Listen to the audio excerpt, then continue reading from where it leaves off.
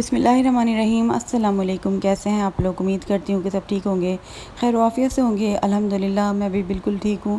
रमज़ान अपने इख्तिताम की तरफ जा रहे हैं और आज 29वीं शब है, यानी कि आखिरी ताक रात। हम अल्लाह ताला से दुआ करते हैं कि इस महीने में हमने जो भी इबादत की है अल्लाह ताला उसे कबूल फरमा और जो गलतियाँ की हैं अल्लाह पाक उन्हें माफ़ फरमा दे। या अल्लाह ताला इस रमज़ान के आखिरी लम्हात में हमारी किस्मतों के दरवाज़े खोल दे, हमारी तमाम दुआओं को कबूल कर ले, हमारी तमाम हाजतों और ख्वाहिशात को पूरा कर दे। या अल्लाह हम सब की ज़िंदगी को रहमतों और बरकतों से भर दे, हम सब की मुश्किलात को ख़त्म करके हम सब के लिए आसानियाँ पैदा फरमा और हम सब को जहन्नुम के अज़ाब से बचा। या अल्लाह और हम तो इससे जन्नत का सवाल करते हैं, या अल्लाह पाक हमें जन्नत अता फरमा। आमीन सुम्मा आमीन या रब्बिल आलमीन।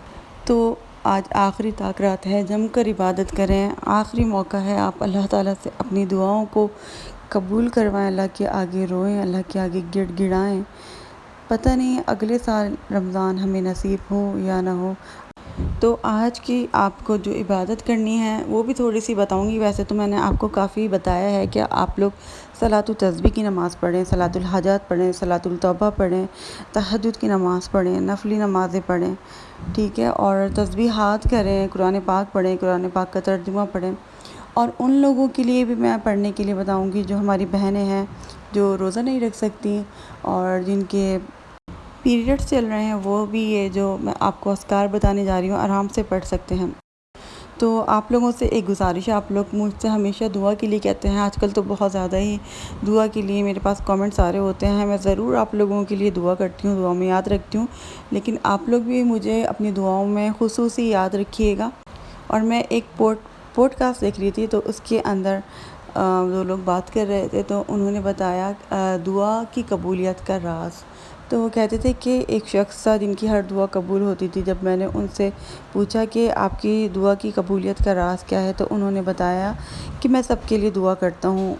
मुझे कोई भी इंसान नज़र आ जाता है चलते फिरते, तो मैं हर एक के लिए दुआ करता हूँ, तो इससे जो है मेरी दुआ कबूल हो जाती है। और आपको पता है कि जब कोई मुसलमान अपने मुसलमान भाई के लिए दुआ करता है तो फ़रिश्ते उसके हक़ में आमीन कहते हैं। आप लोग मुझसे कहते हैं कि आप दुआ करें, आपकी दुआ कबूल होगी। मैं तो एक इंसान हूँ, लेकिन आप फ़रिश्ते देखें, उनका तो कोई गुनाह नहीं होता, तो वो आमीन कहते हैं। तो आप लोग ज़रूर सबके लिए दुआ किया करें और इस रमज़ान जाते जाते आप सबके लिए दुआ करें और बहुत बहुत बहुत ज़्यादा दुआ करें, और ख़ास तौर पर मुझे दुआओं में ज़रूर याद रखिएगा। तो आप लोग चाहते हैं ना कि आपकी दुआ कबूल हो, तो आपने एक चीज़ करनी है, आपने एक इसमें आज़म पढ़ना है। तो ये जो मैं आपको अल्लाह ताला का नाम बताने जा रही हूँ, इसको कहा जाता है कि यही जो है इसमें आज़म है।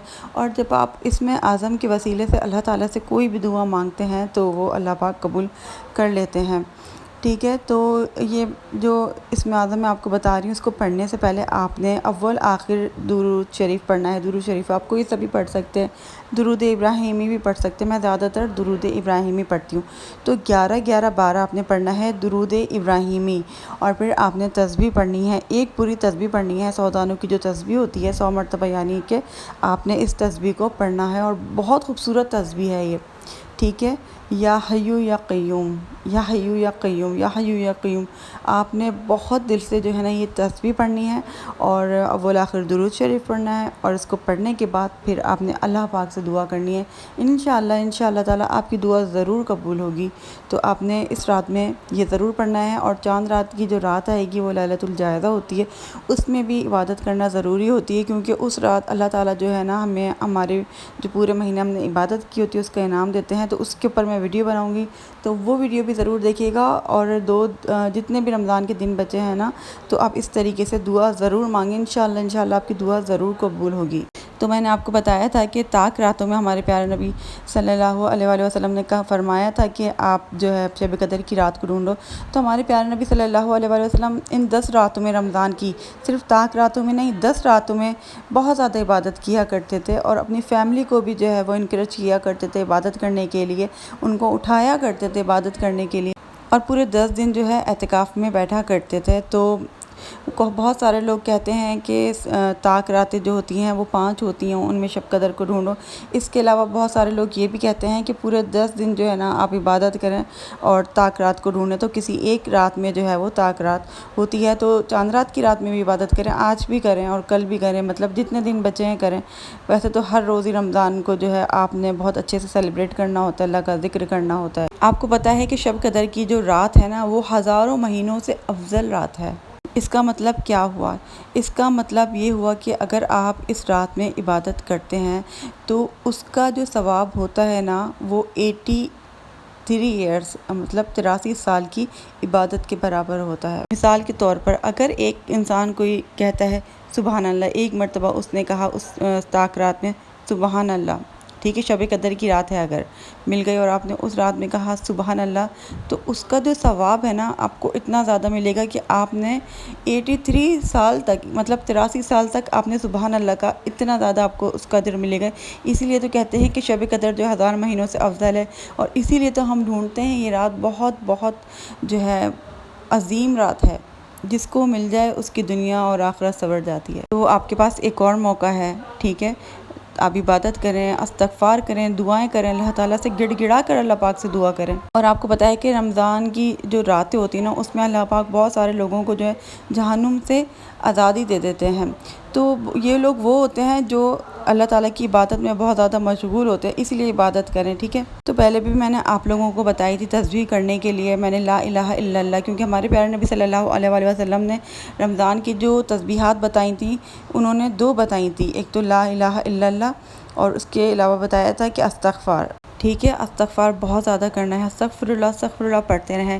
اس کے علاوہ دیکھیں ہمارے پیارے نبی صلی اللہ علیہ وآلہ وسلم نے حضرت عائشہ رضی اللہ تعالیٰ عنہ کو جو دعا بتائی تھی، اللہم انک عفو تحب العفو فاعف عنی، یہ دعا جو ہے نا آپ نے پڑھنی ہے، ٹھیک ہے، کہ اللہ تعالیٰ تو معاف کرنے والا ہے، تو معافی کو پسند فرماتا ہے، بس تو مجھے معاف فرما۔ کتنی خوبصورت دعا ہے نا، اور کتنا خوبصورت استغفار ہے، تو اس کو مستقل آپ دن میں بھی پڑھیں اور رات میں بھی پڑھیں، اس کو مستقل آپ پڑھتے رہیں، بہت خوبصورت صحیح استغفار ہے۔ اور ایک اور میں نے آپ کو ذکر بتایا تھا سبحان اللہ و بحمدہ، سبحان اللہ العظیم، تو یہ صرف ذکر نہیں ہے، اور یہ جب ہم سبحان اللہ و بحمدہ سبحان اللہ العظیم پڑھتے ہیں نا تو جنت میں ہمارے نام کا ایک درخت لگ جاتا ہے، اور یہ استغفار بھی ہے، اس سے ہمارے جو گناہ ہیں نا اگر کہتے ہیں کہ جھاگ کے برابر بھی ہوں گے تب بھی وہ معاف ہو جائیں گے، چھوٹے بڑے صغیرہ کبیرہ گناہ جو ہے ہمارے معاف ہو جاتے ہیں، ٹھیک ہے۔ یہ اذکار وہ اذکار ہیں جو تمام بہنیں جن کو پیریڈس آ رہے ہیں وہ نماز نہیں پڑھ سکتی، روزہ نہیں رکھ سکتی،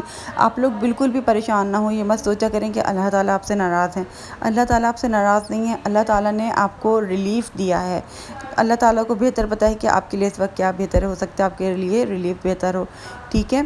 تو اس میں آپ کی کوئی بھی غلطی نہیں ہے، ٹھیک ہے، اگر آپ جان بوجھ کر نماز چھوڑ رہے ہیں تو وہ آپ کی غلطی ہے، لیکن اگر آپ کو اللہ تعالیٰ کی طرف سے ہی تھوڑا آرام ملا ہے تو آپ جو ہے تسبیحات کر لیں، کوئی بات نہیں، اللہ کا ذکر کرنا ہے، اللہ تعالیٰ کو یاد کرنا ہے، دل سے یاد کریں، دل سے استغفار کریں، دل سے دعائیں کریں، یہ والی تسبیح پڑھیں۔ اور میں نے آپ کو جو بتائی ہے ابھی یا حیو یا قیوم کی جو تسبیح بتائی ہے یہ بہت خوبصورت تسبیح ہے، آپ اس کو صرف رمضانوں میں نہیں پڑھیں، رمضانوں کے بعد بھی آپ اس کو جاری رکھیے گا، اور ہاں جتنا ہو سکے صدقہ دیں، صدقہ ضرور دیے گا، ٹھیک ہے، ہر روز صدقہ دیں، پتہ نہیں کس دن طاق رات آپ کو مطلب شب قدر کی رات آپ کو مل جائے تو وہ کہتے ہیں نا کہ 83 ایئرس کے برابر جو ہے نا آپ کا صدقہ ہو جائے گا، کہ آپ جو ہے اتنے سالوں تک آپ صدقہ دیتے رہے، سبحان اللہ، کتنی پیاری بات ہے نا۔ اللہ پاک ہم سب کو شب قدر کی رات نصیب فرمائے، ہو سکتا ہے نصیب ہو گئی، کوشش تو کی تھی طاق رات میں عبادت کرنے کی، ٹوٹی پھوٹی جیسی بھی عبادت تھی کی تو دل سے تھی، تھوڑی عبادت کریں پر دل سے کریں، آپ کی روح سیراب ہو جائے۔ ہماری روح جو ہے نا ڈرائی ہو چکی ہے، ہم لوگ جو ہے بالکل ڈرائی ہو چکے ہیں، ٹھیک ہے، تو ہمارا جسم جو ہے نا پانی مانگتا ہے نا، اسی لیے ڈی ہائیڈریشن جب ہو جاتی ہے تو پانی کی ضرورت ہوتی ہے، اسی لیے ہماری روح کو بھی سیراب ہونے کے لیے اللہ کے ذکر کی ضرورت ہوتی ہے، تو جب ہم اللہ کا ذکر دل سے کرتے ہیں نا تو ہماری روح سیراب ہو جاتی ہے، فریش ہو جاتی ہے ہماری روح، تو اسی لیے جو روح کی جو غذا ہے نا وہ موسیقی نہیں ہے، روح کی جو غذا ہے وہ اللہ تعالیٰ کا ذکر ہے، تو اپنے آپ کو جو ہے نا آپ محروم نہیں کریں، اپنے جسم کا تو خیال رکھتے ہیں، اپنی باڈی کا خیال رکھتے ہیں، اچھا کھاتے ہیں پیتے ہیں، اپنی روح کا بھی خیال رکھیں، اچھا سوچیں، اچھی چیزیں کریں لائف میں، اللہ کا ذکر کریں۔ اور ایک اور کام آپ نے کرنا ہے، آپ نے سب لوگوں کو معاف کر دینا ہے، جس سے آپ کی لڑائی ہے، دل میں بغض ہے، جو بھی ہے، آپ اللہ تعالیٰ کے لیے ساری چیزیں بھول جائیں اور اس انسان کو معاف کر دیں اور اپنا دل صاف کر لیں، کیونکہ جو دل صاف ہوتا ہے نا، اس کے اندر اللہ آتا ہے۔ جس دل میں بغض ہوتا ہے اور جلن ہوتی ہے نا، وہاں پر اللہ تعالیٰ نہیں آتا۔ تو آپ چاہتے ہیں نا کہ اللہ تعالیٰ آپ کے اوپر رحم کرے، اللہ پاک آپ کو معاف کر دے۔ ہم تو اپنی مغفرت کے لیے اتنی دعائیں کر رہے ہیں، تو ہمیں بھی چاہیے کہ ہم بھی اللہ تعالیٰ کے بندوں کو معاف کر دیں۔ آپ کو بتایا ہمارے پیارے نبی صلی اللہ علیہ وآلہ وسلم نے فرمایا ہے کہ قیامت کے روز اعلان کیا جائے گا، جس کا اجر اللہ کے ذمہ کرم پر ہے، وہ اٹھے اور جنت میں داخل ہو جائے۔ پوچھا جائے گا کس کے لیے اجر ہے؟ تو منادی کہے گا ان لوگوں کے لیے جو معاف کرنے والے ہیں۔ تو ہزاروں آدمی کھڑے ہوں گے اور بلا حساب جنت میں داخل ہو جائیں گے۔ سبحان اللہ، معاف کرنے کی کتنی زیادہ فضیلت ہے، اللہ تعالیٰ کتنا زیادہ خوش ہوتا ہے آپ اللہ کے بندوں کو معاف کرتے ہیں اور اللہ تعالیٰ سے معافی مانگتے ہیں۔